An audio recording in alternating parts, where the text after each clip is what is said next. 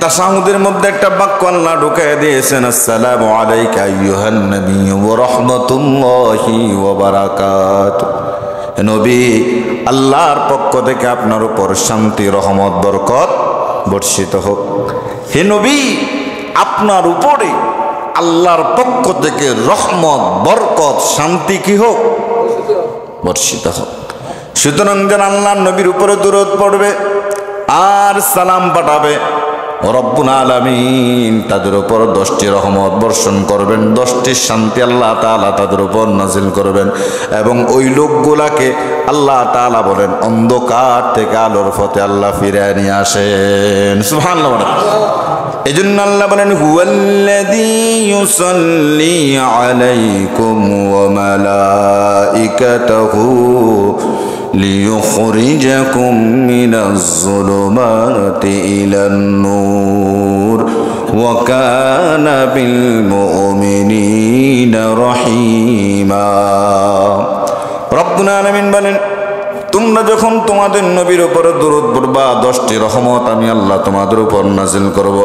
দুনিয়ার মানুষ শুনে নে, দুরূদ যখন পড়বা তোমাদের জন্য আমি আল্লাহর ফেরেশতারা আমি আল্লাহর কাছে মাগফিরাত কামনা করে। সুবহানাল্লাহ। তোমাদের জন্য আমার ফেরেশতারা তোমাদের জন্য ক্ষমা প্রার্থনা করে, আল্লাহ তাদেরকে আপনি ক্ষমা করে দেন। ওয়া কানা বিল মুমিনিনা রহিমা।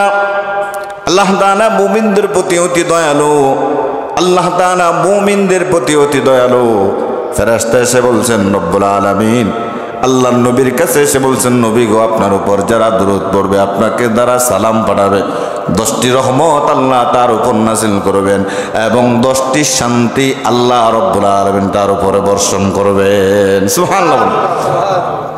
এই দুরূদ বা সালাম নিয়ে অনেকগুলো মতভেদ দেখা যায়। কেউ বলেন আল্লাহর নবীর উপরে দুরূদ পড়া ওয়াজিব, কেউ বলেন সুন্নাহ, কেউ বলেন মুস্তাহাব।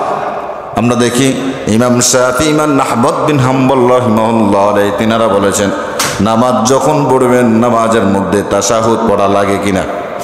বলেন লাগে কিনা? নামাজের মধ্যে যখন তাশাহুদ পড়বেন, তাশাহুদের পরে দুরূদ শরীফ পড়া ওয়াজিব বলেছেন ইমাম শাফি, আহমদ বিন হাম্বল রাহিমাহুল্লাহ আলাইহি। আবার ইমাম মালিক, ইমাম আবু হানিফা রাহিমাহুল্লাহ আলাইহি বলেছেন তাশাহুদের পরে দুরূদ শরীফ পড়া সুন্নাহ। আবার ইমাম তাহাবী রাহিমাহুল্লাহ আলাইহি বলেন, যখনই নবী মুহাম্মদুর রাসূলুল্লাহ সাল্লাল্লাহু আলাইহি ওয়াসাল্লামের নাম শুনবা তখনই তার উপর দুরূদ পড়া ওয়াজিব। সুবহানাল্লাহ বলেন। যখনই রাসূলের নাম শুনবা তখনই তার উপর কি পড়বা? দুরূদ পড়বা। পড়েন আপনারা? রাসূলুল্লাহ সাল্লাল্লাহু আলাইহি সাল্লামের নাম যখনই শুনবেন তখনই কি পড়বেন?